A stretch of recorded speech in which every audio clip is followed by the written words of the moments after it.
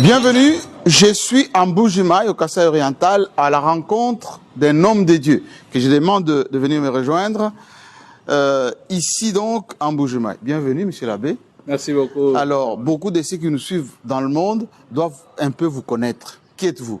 Bon, je m'appelle Apollinaire Chibaka Chukongo. Je suis prêtre du diocèse de Mbuji-Mayi et recteur de l'université officielle de Mbuji-Mayi et aussi président d'une petite association, Projet d'Itunga.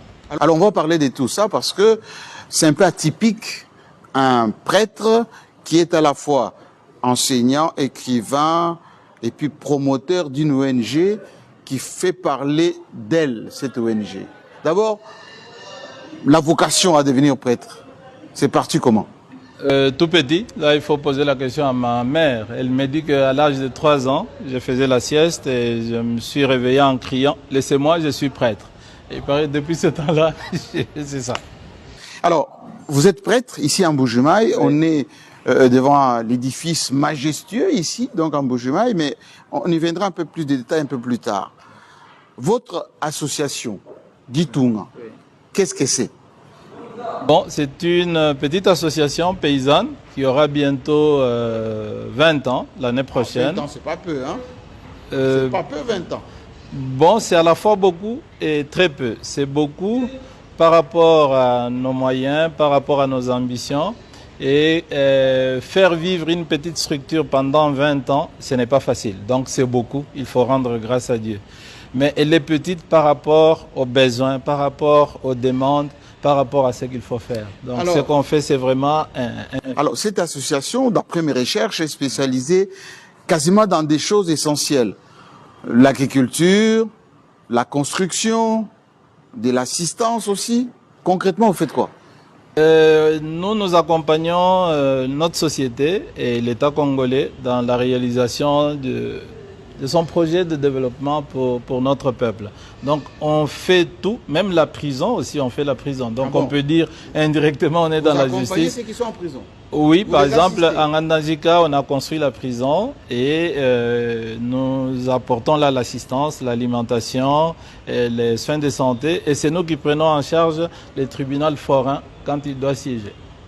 Alors, moi, ce que j'aimerais présenter à ceux qui nous suivent en ce moment, c'est d'abord la spécificité de cette association. Vous avez construit à ce jour plusieurs écoles.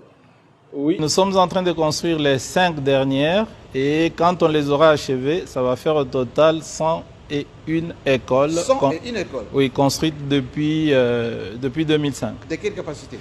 En moyenne, la moyenne c'est de 12 salles. La moyenne c'est 12 salles. Il y en a des plus petites de 6 salles en fonction de la taille de la communauté bénéficiaire. Mais il y en a qui sont de 24 salles ou un peu plus. La spécificité de ces salles, moi j'ai visité quelques-unes, c'est que la qualité de matériaux utilisés, c'est plus que professionnel. Vous avez des ingénieurs, vous avez le plan de construction, comment ça se passe? En principe, nous comptons sur l'expertise des ingénieurs de Mbuji-Mayi et de Kinshasa, qui nous apportent, si on peut dire, l'expertise technique. Mais les maçons, ceux qui travaillent au jour le jour, c'est des gens formés sur l'État et c'est déjà une équipe de plus de 100 personnes qui, depuis presque 20 ans, travaillent avec nous. Ce ne sont pas nos employés, c'est des gens libres. Quand on a un ouvrage, ils viennent, ils travaillent avec nous. Vous avez été sélectionné par une autre ONG, Kimcha Charity, oui. Et qui est aujourd'hui en train de donner un peu le sourire à la fois aux orphelins, aux albinos, aux personnes qui peuvent avoir le métier. Pourquoi d'abord le choix de Itunga et qu'est-ce que vous faites avec eux? Là, le choix, il faut demander à Franck Chola. C'est lui qui... Oui, il faut demander à Franck Chola. C'est lui qui... il est quand même un pont entre notre diaspora et nous qui sommes restés à la maison. Oui. Et il parle de ceux qui sont à la maison, à ceux qui sont au dehors et de ceux qui sont au dehors, à ceux qui sont au dehors de ceux qui sont à la maison. C'est donc lui le pont. Il connaît Ditunga, il couvre souvent nos événements et face à un besoin spécifique qui était là, c'est lui qui a demandé, qui nous a mis en contact. Donc c'est à lui que nous disons merci. Votre expertise. Cette ONG a mobilisé les moyens chez les donateurs, ici même en Bujumaï.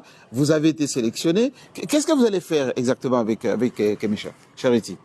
Bon, je dois dire que là, c'est une confiance un peu, si je peux dire, elle est gratuite. C'est une confiance faite à quelqu'un, on fait confiance. Oui. En fait, ils font confiance à Chola, qui nous fait confiance à nous. Et donc, ils nous ont confié une grande responsabilité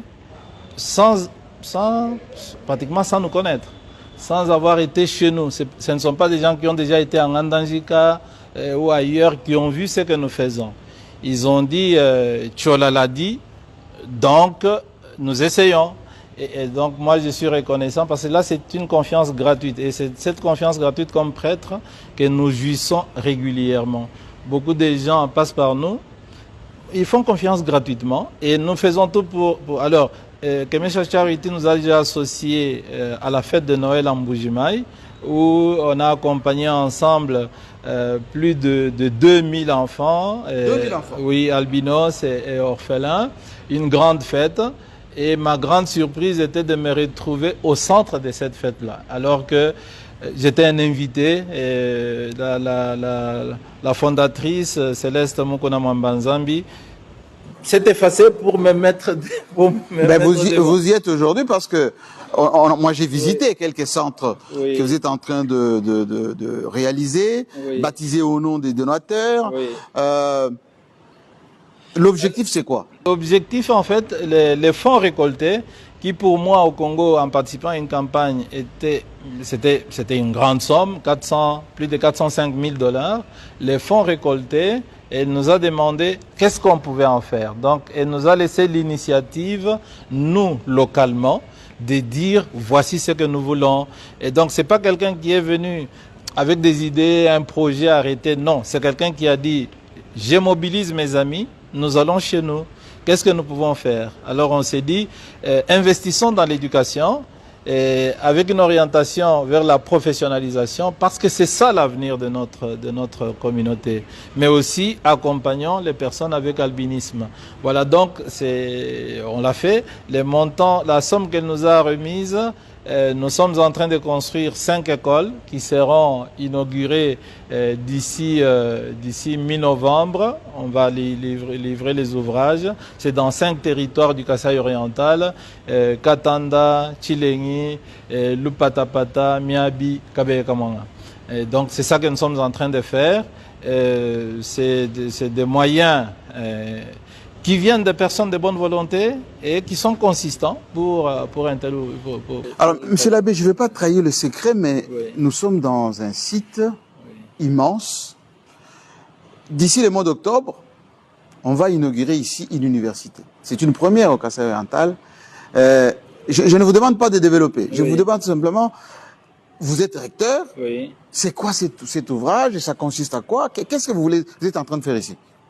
Bon, ici, le président de la République est en train de faire quelque chose de très important. C'est construire, donner au Kasaï oriental une université moderne. Mais nous ne sommes pas les seuls.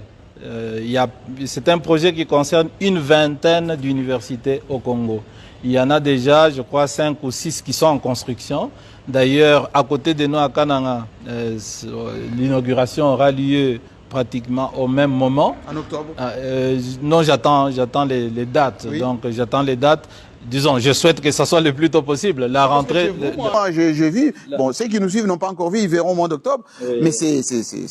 On n'a rien à envier à quelqu'un qui étudie dans des bâtiments, je ne sais pas moi, à Tokyo ou à Washington ou à Johannesburg. Non, on n'a rien à envier. Moi, j'ai fait mes études à l'étranger. Je n'ai rien à envier du point de vue des infrastructures.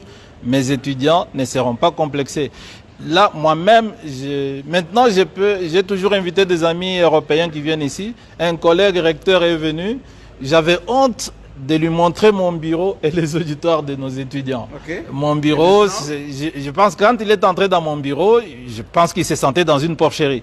Aujourd'hui, je vais l'amener disons, avec beaucoup de fierté pour lui montrer mon université. Et quelle capacité ces auditoires? Alors ici, nous avons 16 auditoires de 200 places chacun et 16 et 8 amphithéâtres de 400 places chacun. Mais écoutez, ça ce n'est que la première phase d'un projet beaucoup plus ambitieux. Et pour nous donc, on dit un grand merci au chef de l'État, au gouvernement, d'avoir pensé à nous. C'est la première fois que ça s'est fait au Kasaï. C'est la première fois au Kasaï oriental que l'État congolais construit quelque chose qui ressemble à ce qui est ici. C'est la première fois. Donc historiquement, c'est un grand tournant. Notre premier entretien est terminé par ici et j'espère que lorsqu'il y aura inauguration ici, on viendra cette fois-là avec force de détail, beaucoup de caméras, beaucoup de journalistes. Et là, vous serez le recteur le plus heureux. Ah oui. Déjà seulement à voir ça, on s'est dit, enfin, on est dans une université. Aujourd'hui, je vous cache les bâtiments. Donc, je vous laisse seulement ici. Parce que la grande surprise, c'est quand le chef de l'État va venir lui-même inaugurer. C'est l'occasion de lui dire un grand merci. Investir dans les universités, c'est investir dans l'avenir du pays. Parce que les universités, les écoles, avec son programme de gratuité et autres, c'est ça former le premier capital, le capital principal d'une nation, c'est l'homme. Alors, quand vous avez des citoyens mal formés dans de mauvaises conditions, donc vous préparez mal l'avenir de votre pays. Enfin, cerise sur les gâteaux, j'ai vu une faculté de géologie. Nous qui sommes détenteurs de beaucoup de minerais, c'est une première, à part ce qui se faisait d'une manière un peu timide à Lubumbashi, mais la géologie, c'est... En fait, notre université existe depuis 1993. Elle a connu plusieurs étapes. La faculté de géologie, nous sommes une extension, pendant 4 ans, on a été une extension de l'université de Lubumbashi, de 2001 à 2004. Et nous avons eu notre autonomie en 2005, cette autonomie est devenue effective avec une transposition, si je peux dire, de certaines facultés de Lubumbashi à ici. Et donc ici, nous avons la faculté de géologie et mines. Et c'est cette faculté, grâce à l'argent que les étudiants nous donnent, est dotée de, si pas le meilleur, l'un des meilleurs laboratoires de géologie au Congo, au jour d'aujourd'hui. Oui. Et il a été conçu par les professeurs de Lubumbashi. Et c'est un laboratoire moderne que nous avons acquis parce que chaque étudiant paye $20 pour contribuer à l'équipement de son université. Et donc ça, nous l'avons fait. Mais il n'y a pas que ce laboratoire-là. Nous avons le laboratoire de pharmacie, neuf, qui est aussi l'un des meilleurs. Le laboratoire d'anatomie pathologie. Nous avons un studio audio photo visuel. Oui, aussi moderne qui sera installé bientôt. Monsieur l'abbé, rendez-vous à l'inauguration. Merci beaucoup. Et on va développer tout ça. Merci beaucoup. Alors merci beaucoup.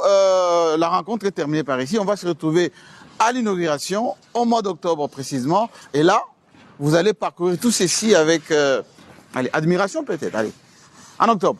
Asamba ngundu wamulembera nako. Tipanga ndo tulambula bisosa. Ya musiga wakaikenda mwitu. Kwa mwana bwana